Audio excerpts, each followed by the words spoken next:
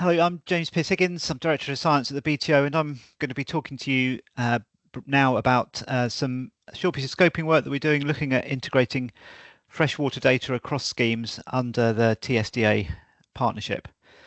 As many of you will be aware, there's significant concern in this country at the moment about the state of our freshwaters, our rivers and our waterways.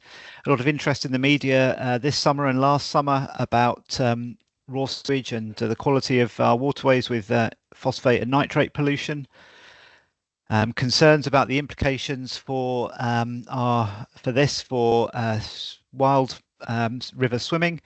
For example, making it into National Geographic about whether the UK's waters are safe for wild swimming, and obviously impacts of climate change as well, potentially exacerbating these things, whether in terms of drought, water quality, or even flood risk as well, which again relates to how we manage our waters. And even in the last week, protests in London on a march for cleaner water. So there's a lot in our news that we hear about water quality. And what does this mean for biodiversity?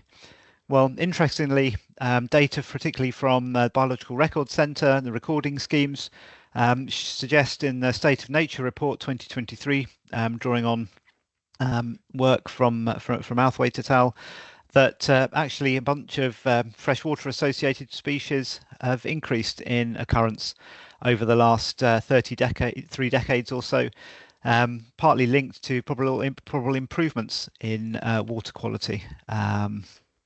And if we look at the bird perspective, obviously looking at some of the data that we collect from the BTO, the British Trust for Ornithology, there's a bit of a mixed picture here. You'll see that graph at the top showing that actually birds of slow and standing waterways kind of increased in abundance up until about 2005, 2010, but then since then have been declining in abundance. Whereas there's also some evidence of a long-term, slow, gradual reduction in the abundance of species associated with rivers as well. But other species are doing better.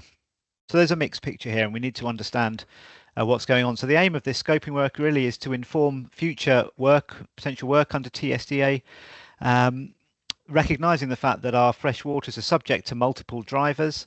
There's a lot of interest in issues of water quality, which is likely to impact on biodiversity. And what we want to do is try and pull those data sets together to really understand much more the potential implications of some of those pressures on freshwaters for our biological diversity, for the species that particularly we monitor through our schemes, and for other species as well.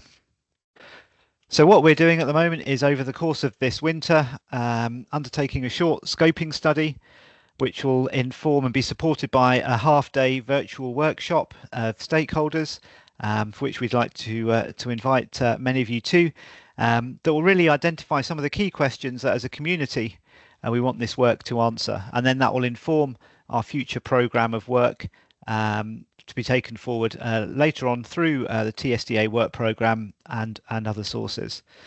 So particularly we want to understand from you what the important issues are, the potential environmental data that are available to understand those, to look at changes in the aquatic environment, the freshwater environment, and also to identify what are the biological data and to think about which biological data are most appropriate for answering some of these questions, drawing on some of the JNCC TPOP schemes and other potential sources as well.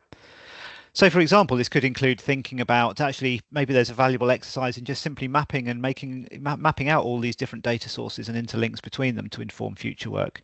Or we might go further and look at spatial variation in some of the trends across taxa, maybe at a catchment level.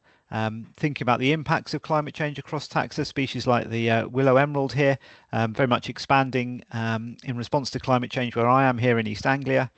Or where we can potentially co-locate a number of different data sources from the same locations, develop maybe more mechanistic models of environmental change for particular taxa as well. These are the things that we want to hear from you as to what's important, and then use this scoping study and workshop to think about what's feasible. And this is more broadly relevant above and beyond what we'll do for TSDA, in that we'll aim to produce a community-derived set of priority questions for research that will be available through a report that will come out from this, that may well be useful for others to make reference to with respect to grant applications and projects, student projects and so on. Hopefully we'll also help to identify available data sets to answer these questions, And actually, through the course of this work, will lead to some co-developed outlines of what that future work could involve. So as I've said, I hope this is of interest. We're in the process of setting up a workshop in January. My colleague Ailey Barnes particularly leading on this.